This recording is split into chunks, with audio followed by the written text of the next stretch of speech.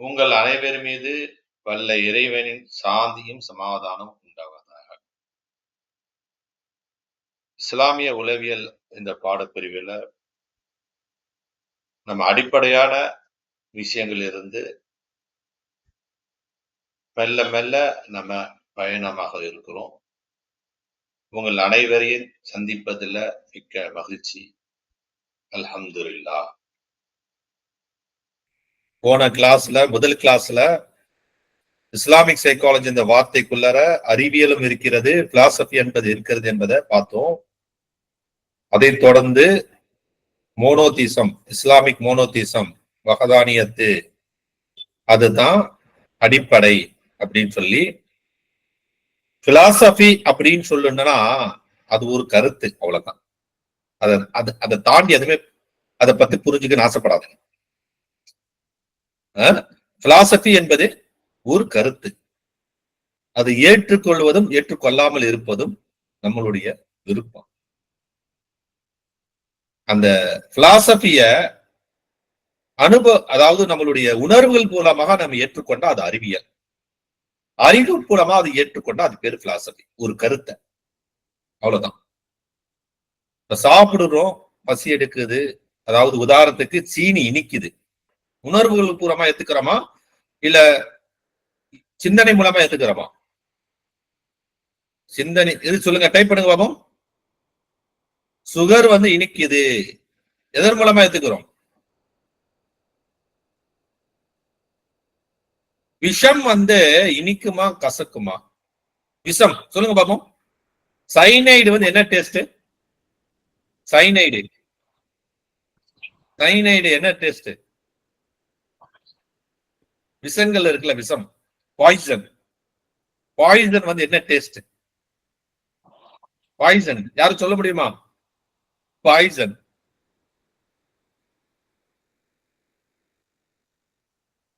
கசப்பு. ரசூல் எப்படி உங்களுக்கு தெரியும் கசப்புன்னு? விக்டர் எப்படி?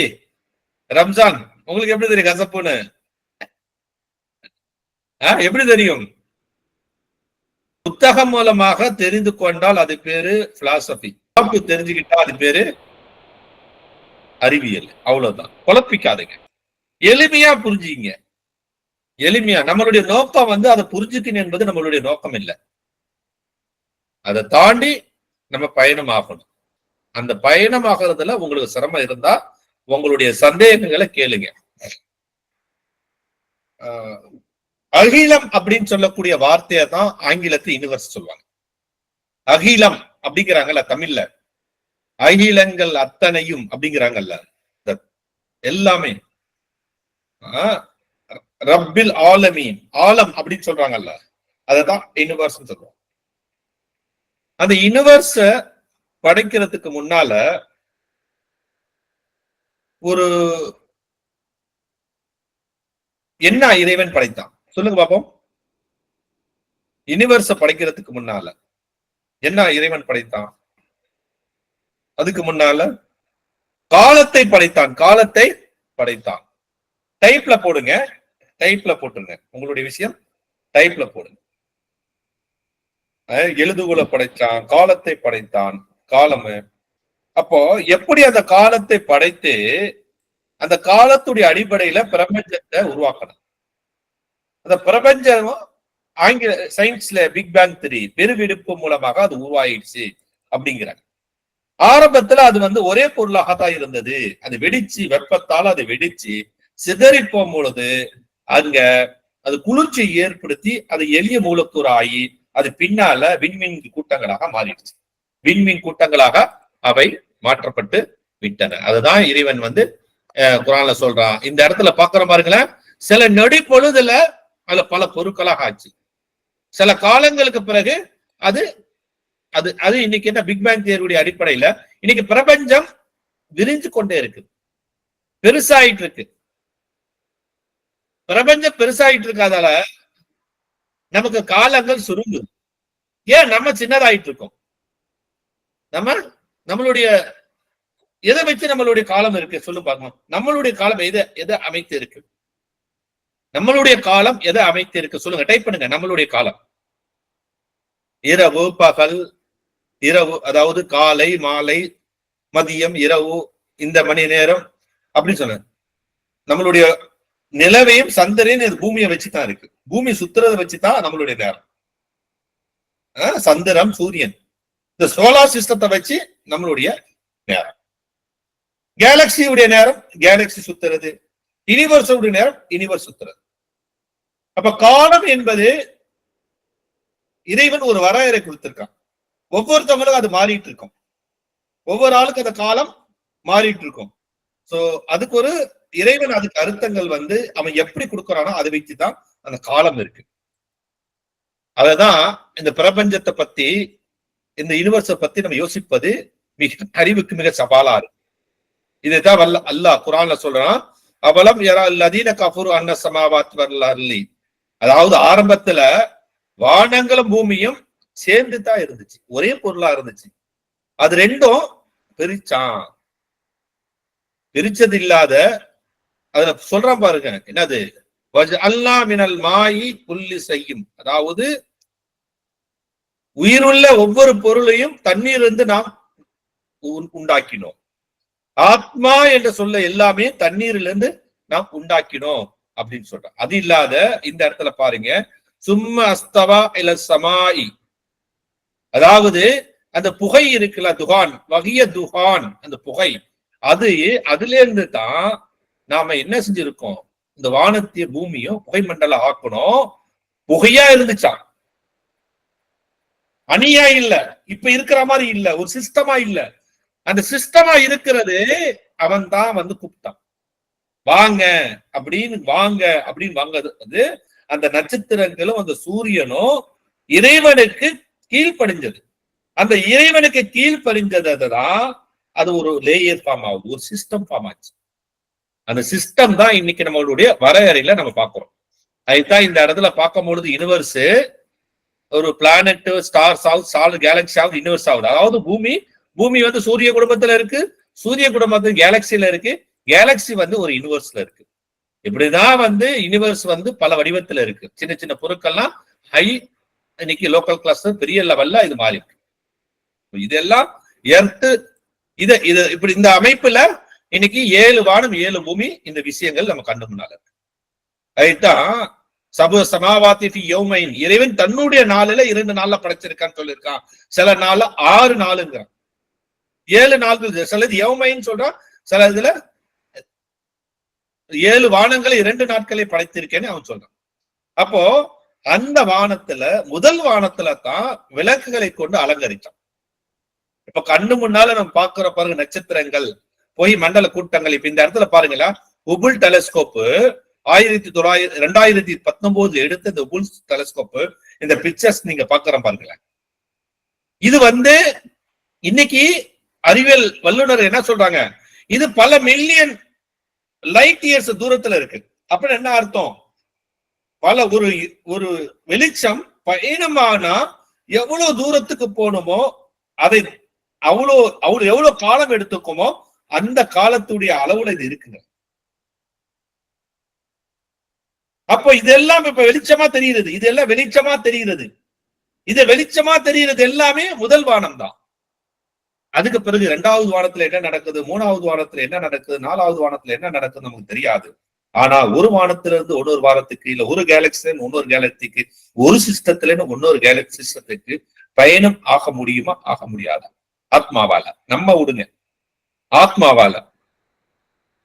ஒவ்வொரு உயிருள்ள பொருட்கள், ஒவ்வொரு ஆத்மாவும் பயணம் ஆக முடியுமா, ஆக முடியாதா? நீரில இருந்து படைத்துங்கிறான், ஆச்சரியமா இருக்குல்ல. அப்ப நீருடைய ஃபார்முலா அங்க இருக்குல்ல, அது எப்படி, அது நம்மளோட சிந்தனைக்கு சிரமமா இருக்கு. நீருடைய ஃபார்முலா அதுல இருக்கணும், அப்பதான் அது நீரு. நீருடைய ஃபார்முலா இல்லைன்னா அது நீர் இல்லை. சோ எது வழியாக பயணமாக முடியும் சொல்லுங்க பாப்போம்.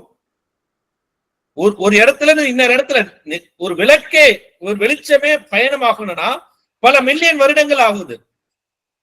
ஆனா காலத்தை கடந்த ஒரு பயணங்கள் கேலக்சியில நடத்த முடியுமா? ஏன்னா நல்லா பாருங்க, இதை நடத்த முடியுமா? இஸ்லாமிய கோட்பாடு இது பார்க்கும் போது முடியும். அது எதனுடைய அடிப்படையில முடிக்கணும், அது பிளாக் ஹோலுடைய அடிப்படையில முடிக்கும். அந்த பிளாக் ஹோல் என்பது எதனுடைய அடிப்படையில இருக்குன்னு பார்க்கறதுக்கு முன்னால நம்ம இந்த அண்ட சராசகத்துல என்ன பொருட்கள் இருக்குது என்பதை அறிவியல் மூலமாக நம்ம அறிஞ்சுப்போம். அறிவியல் என்ன சொல்லுது? இன்னைக்கு அறிவியல் பத்தி நம்ம படிக்கிறதுக்கு முன்னால மத்த பிலாசபி என்ன சொல்லுது பார்ப்போம். கிரேக்க பிலாசபி என்ன சொல்றாங்க, இந்து பிலாசபி என்ன சொல்றாங்க, சைனீஸ் காஸ்மாலஜி என்ன சொல்லுது, இஸ்லாமிக் காஸ்மாலஜி என்ன சொல்லுது, மாடர்ன் காஸ்மாலஜி என்ன சொல்லுதுன்னு பார்ப்போம். இந்துஸ்ல என்ன சொல்றாங்கன்னா, earth, water, air and fire, இதுதான் அண்ட சராசரத்துல இருக்கு. அதாவது தண்ணீர், மண்ணு, காற்று, நெருப்பு, இதுதான் வந்து இந்த உலகத்துல உள்ளது எல்லாத்தையும் ஒரு காஸ்மிக் ஃபோர்ஸ் ஆஃப் நேச்சர். இதுடைய நிகழ்வுல ஒரு காஸ்மிக் எனர்ஜி தான் இது வந்து எடுத்து போகுது, நடத்தாண்டி இருக்கு. இது இந்து பிலாசபில பஞ்சபூத பொருட்களால் ஆக்கப்பட்டிருக்கு. வீருத்வி, ஜலா, அக்னி, வாயு அந்த ஆகாஷ், அவங்களும் அதை தான் சொல்றாங்க. பஞ்சபூத பொருட்கள் தான் இந்த விஷயங்கள் ஆக்கியிருக்கு. அந்த பஞ்சபூத பொருட்கள் ஆக்கப்பட்டாலும் அந்த தத்துவாஸ்ல என்ன சொல்றாங்கன்னா, the constitute the basis of physical, mental and spiritual aspect of history. அந்த இதுல உயிர் இருக்கு, மனசு இருக்கு, உயிர் இருக்கு. என்னடா இது காஸ்மிக்ல என்னடா உயிர் இருக்குங்கிறவ, இதுல என்னடா இது அப்படின்னு நம்ம எல்லாத்துக்கும் ஒரு யோசனை வரும். இந்த இடத்துல உயிர் இருக்குன்னு எப்படி சொல்றாங்கன்னா, காஸ்மிக் ஃபோர்ஸ் ஆஃப் எனர்ஜி. ஒரு மூவ்மெண்ட் இருந்துச்சுன்னா அந்த இடத்துல உயிர் இருக்குன்னு அர்த்தம், ஒரு எனர்ஜி இருக்குன்னு அர்த்தம். ஒரு எனர்ஜி இருந்தா தான் அது பேர் உயிர். எனர்ஜி இல்லைன்னா அது உயிர் இல்லை. சோ நம்ம உயிர்னு சொன்னா சுவாசம் தான் உயிர்னு இல்லை, சுவாசம் இல்லாதது கூட உயிர் இருக்கு. அப்ப எல்லாமே பாருங்க, எல்லாம் ஒரே மாதிரி தான். சைனீஸ் காஸ்மாலஜி கூட எனர்ஜி, கியூ எனர்ஜி சொல்லுவாங்க. Qi energy believes the permanent all the aspect of existence, இருக்கக்கூடியது, அந்த natures, cosmos flow a dynamic energy through the channel of meridian. ஒரு டைனமிக் நகரக்கூடிய எனர்ஜிஸ் இருக்கு. அந்த பிரின்சிபல் அடிப்படையில் இந்த எனர்ஜிஸ் வேலை செய்யுது. இஸ்லாமிக் கான்செப்ட்ல என்ன சொல்றாங்கன்னா, everything is the creation of Allah. அதுதான் குர்ஆன்ல சொல்லியிருக்காங்க. அதை தவிர்த்து வேற எதுவுமே நம்ம சொல்றதுக்கு ஒண்ணுமில்லை. ஆனா அப்படி சொல்லப்பட்டவன் என்ன சொல்றான், எதோட அடிப்படையில் இதை உருவாக்கணும்னா, is wisdom, power and majesty, it is deeply rooted in the Quran. அந்த குர்ஆன்ல முன்னால என்ன சொல்லியிருக்கோம், ஒவ்வொரு என்ன வானம் பூமியை பத்தி சொல்லிட்டு ஒவ்வொரு உயிருள்ள பொருள் நீரிலிருந்து படைத்தான்னு சொல்லியிருக்கான் பாருங்க. அப்படி ஒரு அர்த்தங்கள் இருக்கும் பாருங்க, அந்த ஆத்மாவுடைய அர்த்தங்கள் இருக்கு பாருங்க. இப்ப இந்த இடத்துல நமக்கு மாடர்ன் என்ன சொல்றாங்க, matter, energy, space and water. மேட்டர்னா என்ன, இஸ் நத்திங் பட் தண்ணீரும் மண்ணும். எனர்ஜின்னு சொன்னா காற்றும் நெருப்பும். ஸ்பேஸ் அது தனியாக்கிட்டாங்க, டைம் அப்படின்னு ஒண்ணு தனியாக்கிருக்காங்க. இதுதான் வந்து உலகத்தை வந்து நமக்கு இது பண்ணுது. சோ என்ன மேட்டர் இருக்கு, ordinary matter, dark matter, dark energy. அப்போ ஆர்டினரி மேட்டர் நம்ம உலகத்துல பாக்குற பாருங்களேன், இதெல்லாம் ordinary matter. Include atoms and subatomic particles. Periodic டேபிள்ல எத்தனை 114 120 தெரியல, அதுதான் ஆர்டினரி மேட்டர் பொருட்கள். டார்க் எனர்ஜி, டார்க் மேட்டர்னா with interact gravitational and does not emit light. மத்ததுல எமிட் லைட் பண்ணும், இதுல ஏன்னா மத்ததுல லைட் எமிட் பண்றதால அது வடிவம் தெரியுது, இது லைட் எமிட் பண்ணாது, அது டார்க் மேட்டர் சொல்லுவாங்க. Dark energy is a mysterious force that drives the accelerating expansion of the universe. These components interact with the fundamental force of gravity, electromagnetism, weak nuclear force and strong nuclear force. இதெல்லாம் எனர்ஜிங்க. இதெல்லாம் எப்படி நிகழுது, இதெல்லாம் அந்த சாராசகத்துல நடந்து கொண்டு இருக்கு. இதுக்கெல்லாம் நான் ஏன் இப்ப சொன்னேன்னா, இதுதான் அடிப்படை. அண்டத்தில் உள்ளதுதான் பிண்டத்தில் இருக்கும். பிண்டனா நம்மளுடைய உடல். யூனிவர்ஸ்ல என்ன இருக்கோ அதுதான், யூனிவர்ஸ்ல என்ன பிலாசபி இருக்கோ அதுதான் நம்மளுடைய இருக்க பிலாசபி. யூனிவர்ஸ்ல என்ன சயின்ஸோ அதுதான் நம்மளுடைய உடம்புல உள்ள சயின்ஸ்.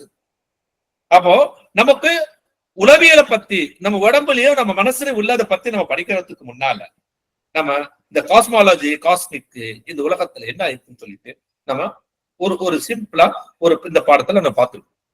சோ இந்த காம்போசிஷன், இந்த காஸ்மிக்ல என்னென்ன இருக்கு அப்படின்னு பார்க்கும்போது வெறும் 5% தாங்க ஆர்டினரி மேட்டர். அந்த ஆர்டினரி மேட்டர்ல தான் சூரியனம் வருது, சந்திரன் வருது, அதுல தான் அனைத்து கேலக்சியும் வருது, நட்சத்திரங்கள்ல அந்த ஆர்டினரி மேட்டர்ல தான் வருது. அந்த ஆர்டினரி மேட்டர் சொல்லக்கூடியது இது வந்து இன்னைக்கு என்ன, nearly all the matter that may be encounter or experienced every day life is a baryonic matter which include atom of or any sort provide them with the property of mass. அதுக்கு ஒரு எடை இருக்கு. எடை இருந்துச்சுன்னா அது ordinary matter. அது கிட்டத்தட்ட 5% தான். மீதி 95% பார்க்கும்பொழுது டார்க் மேட்டர், டார்க் எனர்ஜி. அதுல டார்க் மேட்டர் என்பது 27%, டார்க் எனர்ஜி 68%. இந்த டார்க் மேட்டர் அந்த டார்க் எனர்ஜி, இந்த டார்க் மேட்டர் அந்த டார்க் எனர்ஜி தான் இன்னைக்கு அந்த பிளாக் ஹோல் சொல்லக்கூடிய இடத்துல இருக்கு. டார்க் எனர்ஜி, இந்த டார்க் எனர்ஜி தான் யூனிவர்ஸ விரிக்கக்கூடிய தன்மை இருக்கு. யூனிவர்ஸ பெருசா ஆக்கக்கூடிய தன்மை இருக்கு. அந்த டார்க் எனர்ஜி தான் உங்களுக்கு அந்த பிளாக் ஹோல்ல இருக்கக்கூடிய பவரை கொடுக்குது. அந்த பவரை அந்த எப்படி ஒரு பாண்டுல ஒரு தண்ணி தடாகத்துல பாசி எல்லாம் பிடிச்சிருக்கிறது நடுவில் ஒரு கல்லு போட்டா அந்த கல்லு அந்த பக்கத்துல இருக்கக்கூடிய எல்லாத்தையும் வெளியே தள்ளுது பாருங்களா. அதே மாதிரி நம்மளுடைய ஸ்பேஸ்ல, நம்மளுடைய யூனிவர்ஸ்ல அங்க பிளாக் ஹோல்ஸ் இருக்கு. அந்த பிளாக் ஹோல்ஸ் வழியாக தான் பயணங்கள் நடந்துச்சுன்னா காலத்தை கடந்த பயணம். ஆனா அந்த பிளாக் ஹோல்ஸ்ல ஆர்டினரி பாடியால யாரும் டிராவல் பண்ண முடியாது. ஆத்மாக்களை கொண்டு தான் டிராவல் பண்ண முடியும். அதோடைய எனர்ஜி எப்படி இருக்குன்னு யாருக்கு தெரியும்? வல்ல இறைவனுக்கு தான் தெரியும். ஆனா அந்த ஆத்மாவை தான் நம்ம நீரிலிருந்து படைத்து சொல்றோம். அப்ப நீர்னா இன்னைக்கு பாருங்க டார்க் எனர்ஜி, டார்க் மேட்டர் இருக்கு பாருங்களேன். அந்த டார்க் மேட்டர் என்னன்னு சொல்லி ரிசர்ச் பண்ணி பார்த்தா அது போட்டான்ஸ் அண்ட் புரோட்டான்ஸ் இருக்கும். அந்த போட்டான்ஸ் அந்த புரோட்டான்ஸ் இருக்கு பாருங்களா, H பிளஸ் அயான்ஸ், ரொம்ப நெருக்கன எனர்ஜி சப்ஸ்டன்ஸ். அதெல்லாம் அப்படிப்பட்ட விஷயங்கள் தான் இந்த யூனிவர்ஸ்ல நம்ம பார்க்கிறோம். எதுக்கு இதை நான் பார்க்கிறோம்? எவ்ரிதிங் அது எனர்ஜி. இப்போ நம்ம மனசுல உள்ளதுலாம் நமக்கு அறிவு இருக்கு, நம்ம அறிவுக்கு எட்டு இல்லைன்னா அதுக்கு எனர்ஜி இல்லைன்னு சொல்லிட முடியாது. சோ இந்த காஸ்மோஸ்ல இது எல்லாம் நம்ம தெரிஞ்சுக்கிட்டா தான் நம்மளுடைய உளவியலை பத்தி நம்ம புரிஞ்சுக்க முடியும். இது ஜஸ்ட் என்ன சொன்னா இது எதுக்கு இந்த விஷயம் சொல்லியிருக்கானா, அல்லாஹ் ஹலக குல்லி ஷைஇன் வ ஹுவ அலா குல்லி ஷைஇன் வகீல். அதாவது என்ன சொல்லியிருக்கான், அல்லாஹ் ஒவ்வொரு பொருளும் அவன் தான் படைச்சிருக்கான், ஒவ்வொரு பொருள் மீது பொறுப்பாளன் அவன் தான். அது இல்லாத உவல்லதி அலகஸ்மாவாத் வல்லர்லி ஃபி சித்தத்தி அய்யாம். அதாவது அவன் தான் 6 நாட்களில் படைத்தான். சில சமயத்துல எதனுடைய கணக்கு அவனுடைய கணக்கு தெரியும். அப்போ அதுல பூமியில் நுழைவதையும் பதிந்து வெளிப்படுவதையும் வானங்கள் இரும்பது எல்லாத்தையும் அவன் தெரிஞ்சிருக்கான், எல்லாத்தையும் அவன் புரிஞ்சிருக்கான். அப்படிப்பட்டவன் என்ன செஞ்சிருக்கான், ஃபர்ஸ்ட் உலகத்தை படைக்கிறதுக்கு முன்னால அல்லாஹ் முதலில் படைத்தது பேனா, அது எழுத சொன்னா அது எழுத ஆரம்பிச்சிச்சு. அதுதான் இறைவனுடைய தூதர் சொல்லியிருக்காங்க, the first thing that Allah created was pen. Then he said to it, right, in that very hour, அந்த நேரத்துல இருந்து எல்லாமே எழுதி முடிச்சிருச்சு. உலகம் அழியும் நாள் வரையும் எழுதி முடிச்சிருச்சு. எதுல எழுதுச்சு சொல்லுங்க பாப்போம்? எதுல எழுதப்பட்டுச்சு? எதுல எழுதப்பட்டுச்சு? அது அந்த எழுதப்பட்டதுடைய அந்த புத்தகத்துக்கு பேர் என்ன, அந்த பலகைக்கு பேர் என்ன? அதுதான் அல் மஹ்ஃபூஸ். அல் மஹ்ஃபூஸ் அதாவது preserved tablet, பாதுகாக்கப்பட்ட ஒரு பட்டோலை, ஒரு பலகை. protected tablets, பாதுகாக்கப்பட்ட ஒரு பலகை. அதுல celestial tablets. celestial tablets என்ன? அதோடைய பொருள் அல்லாஹ் ஒருவனுக்கு தான் தெரியும். அதுல என்ன எழுதுனா? அன்னையிலேன்னு உலக முடிவு நாள் வரையும் உள்ளது எழுதுன. அந்த விஷயம் தான் நமக்கு இன்னைக்கு மெயினா நம்ம இஸ்லாமிக் சைக்காலஜில பார்க்க போறோம். அப்ப அங்க எழுதப்பட்டதுதான் அந்த சராசகத்துல வந்துச்சு. அங்க எழுதப்பட்டதுதான் அந்த எழுதப்பட்டதுதான் இந்த உலகத்துடைய வாழ்க்கை. அப்ப அங்க எழுதப்பட்டதுக்கும் நம்மளுடைய வாழ்க்கைக்கு என்ன தொடர்பு? நம்மளுடைய வாழ்க்கைக்கும் நம்மளுடைய மனநிலைக்கும் நம்மளுடைய சிந்தனைக்கும் என்ன தொடர்பு? அப்படி பார்க்கும் பொழுது டிவைன் ரெக்கார்டிங், அதுல தெய்வீக பதிவுகள் இருந்துச்சு. என்ன இருந்துச்சு? எல்லாமே எழுதியிருக்கான். எல்லாம் கடந்த காலத்தையும் இந்த காலத்தையும் எதிர்காலத்தையும் எல்லாமே எல்லா படைப்பினங்களை பத்தி எழுதிருக்கு. அதோடைய அறிவும் நமக்கு அது அப்படி என்ன எழுதியிருக்கான்னு தெரிஞ்சா போதும், மேற்கொண்டு நமக்கு தெரியும் தேவையில்லை.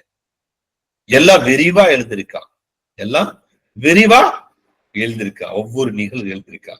அதுக்கு பிறகு ரூல் இன் டிவைன் டிகிரி, கதிர் சொல்லக்கூடிய இறை ஆணையத்தை எழுதியிருக்காங்க. கலா கதிர்மங்கள அது எழுதியிருக்காங்க. என்ன நடக்க போகுது, என்ன நடக்கும். அதாவது எவ்ரி நத்திங் அக்கர் இந்த universe except will and permission of Allah. அல்லாஹ்வுடைய அனுமதி இல்லைன்னா அல்லாஹ்வுடைய ஆணைக்கு, அல்லாஹ்வுடைய விஷயத்துக்கு எல்லாமே அந்த இதுல எழுதப்படும். ஆனால் அந்த புத்தகத்தை, அந்த பட்டோலையை, அந்த பலகையை வானவர்கள் பார்க்க முடியும். வானவர்கள் பார்க்க முடியும். அவங்க அதை பார்க்க முடியும். இப்ப கடைசியில அதுல எழுதப்பட்டது மாற்ற முடியாது. அதுல எழுதப்பட்டது மாற்ற முடியாது. இதுல இப்ப சொல்லப்பட்ட விஷயத்துல நம்ம இந்த இதுக்கு பாருங்களா, இது வந்து ஜஸ்ட் நம்ம தெரிஞ்சுக்கிட்டா போதும். இதுக்கு நமக்கு அறிவு ரீதியான ஒரு விஷயம், இது அறிவு ரீதியான விஷயம்.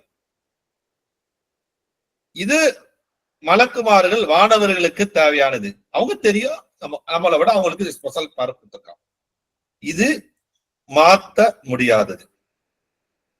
ஆனா நம்ம சிந்தனைக்கு வரக்கூடிய ஒரே ஒரு விஷயம் இதுதான், இறை ஆணை. அந்த இறை ஆணை என்ன என்பதை நாம தெரிஞ்சுக்கிட்டு அதுக்கு தகுந்த மாதிரி நம்மளுடைய வாழ்க்கையை அமைத்துக் கொள்வது தான் நம்மளுடைய அறிவுதான். எல்லாமே எழுதிட்டேன்னு சொல்லிட்டான், எல்லாமே எழுதிட்டேன். அப்ப என்ன நடக்குது அதையும் எழுதிட்டேன். அப்பனா நம்ம என்ன செய்ய முடியும்? என்னுடைய தவறு இல்ல, இறைவன் தான் எல்லாம் எழுதிட்டானே, இப்ப நான் என்ன செய்வேனே அப்படின்னு நீங்க சொல்லலாம். ஆனா அதுதான் இந்த இடத்துல முக்கியம். அந்த எழுதின அந்த பட்டாளை, அந்த பலகையில, லஹ்வுல் மஹ்ஃபூல் அந்த பலகையில, அதோக்கும் இஸ்லாமிய உளவியலுக்கும் நடுவுல உள்ள என்ன தொடர்பு? அதுதான் பாருங்களேன், இறை ஆணை, தெய்வீகம் ஒரு பக்கம், கலாகதர். அதாவது என்ன விதி, விதி இருக்குல்ல, விதி அப்படிங்கிறாங்கல்ல, தலை எழுத்துங்கிறாங்கல்ல, தலை எழுத்த வெல்ல முடியுமா? தலை எழுத்தை வெல்ல முடியுமா? தலை எழுத்தை எதாவது எழுத முடியும், எதாவது வெல்ல முடியும்? விதியை மதியால் வெல்லலாம் அப்படிங்பாங்க. நான் ஏற்கனவே லா ஆஃப் அட்ராக்ஷன் ஒரு பாடத்துல சொல்லியிருக்கேன், விதியை விதியால் வெல்லலாம் இருக்கு. விதியை விதியால், சட்டத்தால் வெல்லலாம், விதியை விதியால் வெல்லலாம். அப்போ அந்த விதி இருக்குல்ல, நம்மளுடைய வாழ்க்கையில கெட்டது நடக்கும், மோசம் நடக்கும், நமக்கு அழிவு இருக்கு, அத அவன் வகுத்த விதியாலே நம்ம வெல்லுவோமே. அந்த இறைவன் வகுத்த விதியாலே அதை வெல்லலாம். அதை வெல்லக்கூடிய அந்த ரகசியத்தை தான் நம்ம இந்த இடத்துல பார்க்கிறோம். ஒரு பக்கம் கதிரு, இன்னொரு பக்கம் ஃப்ரீவில், விருப்பம், இராதா சொல்லக்கூடிய ஃப்ரீவில். ஒரு பக்கம் இராதா சொல்லக்கூடிய ஃப்ரீவில். நம்மளுடைய லா ஆஃப் அட்ராக்ஷன் பாடத்துல பார்த்தா அதுல துவாவுக்கு ஒரு அர்த்தத்தை கொடுத்திருப்போம், துவாவுக்கு ஒரு அர்த்தத்தை கொடுத்திருப்போம். அந்த லா ஆஃப் அட்ராக்ஷன் உடைய ஏதோ ஒர்க் ஷாப் இருந்துச்சுன்னா நம்ம நடத்தலாம். அதுல வந்து இந்த விதியை விதியால் எப்படி வெல்லலாம், அதாவது துவாவால் வெல்லலாம் என்பதை விட அந்த விதியிலே துவா இருக்கு. நல்லா புரிஞ்சுங்க, மதியால் வெல்லலாம் சொல்றது விதியிலே இருக்கு. அதுதான் நமக்கு வந்து இங்க மெயினா பாக்குறது. இப்ப இவ்வளவு நேரம் யூனிவர்ஸ பத்தி, ஐலங்களை பத்தி எல்லாம் எதுக்கு சொன்னா, இந்த தெய்வீக ஆணையை பத்தி எடுத்து சொல்றதுக்கு. ஏன்னா இறைவன் இது எல்லாம் படைக்கிறதுக்கு முன்னால இத பத்தி எதுல எழுதிட்டான்? ப்ரோக்ராம் பண்ணிட்டான். எதுல? கோடிங் பண்ணிட்டான். பேனா வச்சு கோடிங் பண்ணிட்டு பட்டன் தட்டிட்டான், தானா உருவாயிடுச்சு, தானா உருவாக்கி விட்டது. ஏன்னா கலாகதிர்ல. சோ இனி நம்மளுடைய செயல்களோ நம்மளுடைய விருப்பங்களோ எல்லாம் இதன் அடிப்படையில தான் இருக்கும். ஆனா நமக்குள்ள ஒரு ஃப்ரீ வில் ஒண்ணு கொடுத்திருக்காங்க, இராதா. இன்னொரு பக்கம் நம்மளுடைய ரெஸ்பான்சிபிலிட்டி, மஸ்ஊலியா. மஸ்ஊலியான என்னது? பொறுப்பு. என்ன பொறுப்பு? எங்க நம்ம பொறுப்பு எடுத்தோம் சொல்லுங்க பாப்போம். இந்த மூணு ஒவ்வொன்றுக்கோடு தொடர்பு உள்ளது. எங்க நம்ம பொறுப்பு எடுத்தோம்? எங்க பொறுப்பு எடுத்தோம்? இந்த உலகத்துக்கு வருவதற்கு முன்னால எல்லாமே நம்ம ஒரு பொறுப்பு எடுத்தோம். என்ன பொறுப்பு சொல்லுங்க பாப்போம். என்ன பொறுப்பு? டைப் பண்ணுங்க. என்ன பொறுப்பு எடுத்தோம்? நம்ம பர்சனல் ரெஸ்பான்சிபிலிட்டி. நம்மளுடைய பொறுப்பு என்னது? டைப் பண்ணுங்க. நம்மளுடைய பொறுப்பு என்ன? பொறுப்பு அமானிதமா? அப்புறம் இல்ல இல்ல அமானிதம் இல்ல இல்ல இல்ல இல்ல இல்ல புதுசா வந்தவங்க சொல்லுங்க. காலையில உள்ளவங்க புதுசா சொல்லுங்க. சொர்க்கத்தின் பகரமாக விலைக்கு வாங்கிட்டாதுன்னா ரெஸ்பான்சிபிலிட்டி என்ன?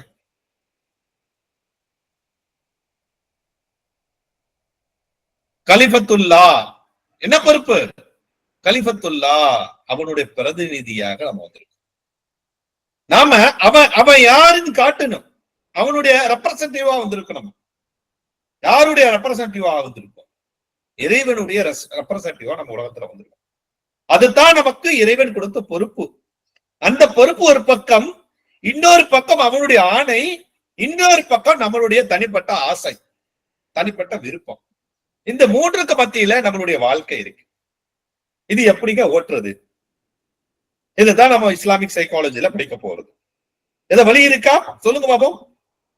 இந்த மூன்றுக்கு மத்தியில நம்ம வாழ்க்கை. நான் முன்னால சொல்ல யூனிவர்ஸ் இதெல்லாம் ஜஸ்ட் புரிஞ்சுங்க. இந்த லஹபுல் அல் மஃபூல் என்ற விஷயத்தை சொல்லுவதற்காக யூனிவர்ஸ் நான் சொன்னேன். அந்த எழுதப்பட்ட அந்த பட்டோலையில அந்த லஹ்புல் அல் மஃபூல்ல இருந்தா வந்ததுதான் குரான். அந்த குரானை பார்த்தா லஹ்புல் மஃபூல் எழுதுனது நம்ம பார்த்துடலாம். அந்த கலாக்கதருடைய விஷயத்தை ரூல்ஸ நம்ம குரான்ல சொல்லியிருக்கோம். அது ரிட்டன் எழுதப்பட்டது படி எழுதும் நடக்கும். ஆனா அதுல உள்ள அந்த விஷயங்கள் இருக்குல்ல சாரம், அது நமக்கு சொல்லப்பட்டிருக்கு. அந்த சொல்லப்பட்டது இந்த இடத்துல நமக்கு எப்படி இஸ்லாமிக் சைக்காலஜி யூஸ் ஆகுது யாரும் சொல்ல முடியுமா? யோசிச்சு பாருங்க. நமக்கு இஸ்லாமிய உளவியல் பயன்படுத்தும் நோக்கமே நம்மளுடைய கதிர் ஒரு பக்கம் இருக்கு, நம்மளுடைய ஆசை ஒரு பக்கம் இருக்கு, ஒரு பக்கம் நம்மளுடைய பொறுப்பு இருக்கு. என்ன பொறுப்பு? கலிஃபத்துல்லா என்பது மிகப்பெரிய பொறுப்பு. ஆனா நான் தந்தை இருந்தா தந்தைக்குன்னு ஒரு பொறுப்பு இருக்கு, நான் மகன் இருந்தா மகனுக்குன்னு ஒரு பொறுப்பு இருக்கு, நான் ஆசிரியராக இருந்தா ஆசிரியருக்குன்னு ஒரு பொறுப்பு இருக்கு, நான் மனைவியா இருந்தா மனைவிக்குன்னு ஒரு பொறுப்பு இருக்கு, நான் ஒரு கலெக்டரா இருந்தா கலெக்டர்னு ஒரு பொறுப்பு இருக்கு, நான் ஒரு போலீஸா இருந்தா போலீஸுக்கும் ஒரு பொறுப்பு இருக்கு, நான் ஒரு ஸ்டூடெண்ட்ஸ்க்கு ஒரு பொறுப்பு இருக்கு. So everybody how is their own personal responsibility. அது ஒரு பக்கம். இன்னொரு பக்கம் everybody have their own free will. தனிப்பட்ட விருப்பம் இருக்கு, தனிப்பட்ட ஆசை இருக்கு, தனிப்பட்ட முன் பிரெஃபரன்ஸ் இருக்கு. இதுக்கு மத்தியில நமக்குன்னு உள்ள ஒரு விதி இருக்கு, நமக்குன்னு உள்ள ஒரு விதி இருக்கு, உலகத்துக்குன்னு ஒரு விதி இருக்கு. எதுக்கு மத்தியில நம்ம வாழணும்? எப்படிங்க வாழ்றது? எப்படி வாழ்றது சொல்லுங்க பாபம். எப்படி வாழ்றது? எப்படி வாழ்வது என்பதுதான் நம்ம இஸ்லாமிக் சைக்காலஜில படிச்சிருக்கேன். போன கிளாஸ் நான் சொல்லியிருக்கேன், அப்படியே இந்த இடத்துல போடுறேன் நான் பாருங்க. இதுதாங்க, வேற ஒண்ணுமே இல்லைங்க. திரும்ப திரும்ப இதுக்குள்ளதான் நான் எல்லாமே வரேன். இதுதான் கதிர் சொல்லக்கூடிய இறை ஆணை, எண்ணம் சொல்லலாம், தாட்.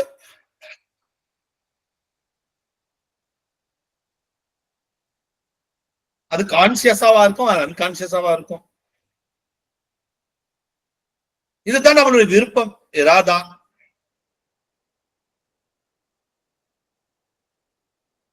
இராதான்னு விருப்பம், நம்மளுடைய எமோஷன் தான் நம்மளுடைய விருப்பம், நம்மளுடைய எமோஷன் தான் நம்மளுடைய விருப்பம். நம்மளுடைய ரெஸ்பான்சிபிலிட்டா பிஹேவியர், பொறுப்பு. காலையில் சொல்லலாம் நினைச்சேன், ஆனா இப்ப நான் சொல்றேன் பாருங்க. இந்த ஒரு விஷயத்த நம்மளுடைய எண்ணங்கள்ல என்ன இருக்கோ அதுதான் நம்மளுடைய செயலாகும். நம்மளுடைய நம்ம விருப்பத்துல என்ன இருக்கோ அதுதான் நம்மளுடைய செயலாகும். எண்ணத்துல வேற விருப்பத்துல வேற இருந்துச்சுன்னா என்ன நடக்கும் சொல்லுங்க பாப்போம். எண்ணமும் விருப்பமும் ஒன்னா இருந்துச்சுன்னா அந்த இடத்துல பிஹேவியர் நடக்கும். சோ நம்மளுடைய எண்ணம் இந்த இடத்துல இதுல இந்த கதிர்ல ரெண்டு விஷயத்த வைப்பான். உதாரணத்துக்கு கதிர் அப்படி சொல்லக்கூடியது விதி. விதி விதியில எப்போதும் ரெண்டுல ஒண்ணு இருக்கும். எப்போதும் விதியில இது இல்லைன்னா அது, இது தேர்ந்தெடுத்தா அதுக்கு கூலி, அதுக்கு தகுந்த கூலி இருக்கும், இது தேர்ந்தெடுத்தா அதுக்குள்ள உள்ள கூலி இருக்கும். அப்படித்தான் ஆணை விடுவான். ஒரு ஆணை இட மாட்டான். இதை நீ எடுத்தா அவனுக்கு இது கிடைக்கும், இது எடுத்தா இது கிடைக்கும். அதான் அவங்களோட விதி. இப்ப புரிஞ்சா உங்களுக்கு? இதை நீ எடுத்தா இது உனக்கு கிடைக்கும், இது நீ எடுத்தா இது கிடைக்கும். நல்லா புரிஞ்சுங்க. என்ன எல்லாம் எழுதிட்டான்னு சொல்றாங்களே, இது கிடைத்தா இது கிடைக்கும், இது கிடைத்தா இது கிடைக்கும் என்பதைத்தான் இறைவன் எழுதினானே தவிர மனுஷனுக்கு மத்ததுக்கெல்லாம் ஒண்ணுதான். சூரியன் இப்படி போகணும்னா இப்படித்தான் போகணும், சந்திரன் இப்படி போகணும்னா இப்படித்தான் போகணும். ஆனா சொர்க்க நரகத்தை விட்டுருங்க, அது எல்லாம் கியாமத் நாள்ல சொர்க்க நரகத்தை விட்டுருவோம். இந்த உலகத்துல உள்ள விஷயத்த நம்ம பார்ப்போமே, இந்த உலகத்துல உள்ள விஷயத்த பார்ப்போமே. ஒன்று இது இல்லைன்னா அது. அதாவது ஆங்கிலத்தில் என்ன சொல்லுவாங்க, யார சொல்லுங்க பார்ப்போம். இந்த விதி என்பது நம்மளை நோக்கி வரக்கூடியது, அப்படிதானே? நம்மளை நோக்கி வரக்கூடியது விதி. அதை எப்படி நீங்க அணுகுறங்க என்பது அது என்னது? அதுதான் அது என்னது? விதி என்பது நம்மை நோக்கி வர்றது. அது எப்படி அது அணுகிறது? அதுக்கு என்ன சொல்லலாம்? யாரும் சொல்ல முடியுமா? சொல்லுங்க பார்ப்போம். அது என்னன்னு சொல்லுங்க பார்ப்போம்.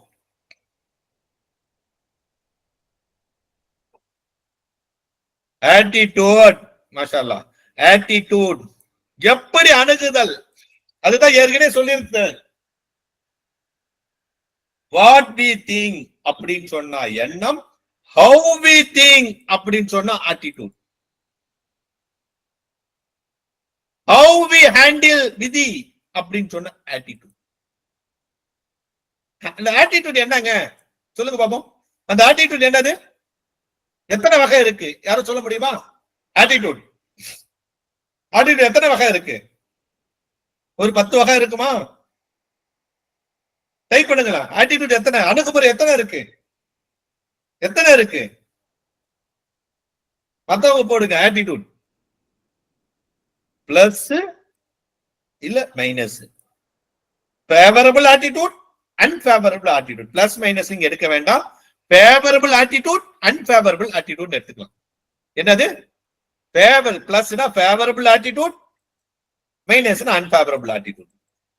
இப்படி நீ எடுத்தா இப்படி, இப்படி எடுத்தா இப்படி. அதுதான் கதிரில் எழுதியிருக்கப்பட்டிருக்கும். தவிர நம்ம நிறைய பேர் சொல்லுவோம், நம்ம தப்பு பண்ணிட்டு இறைவன் நாடிட்டான் அதால தப்பு பண்ணான. இது தொட்டா இதான் நடக்கும், இது தொட்டா இதான் நடக்கும், அதுதான் அவன் நாடிட்டான். தவிர எதை தொடணும் என்பதை இறைவன் உன்னுடைய கையில வச்சிருக்கான்.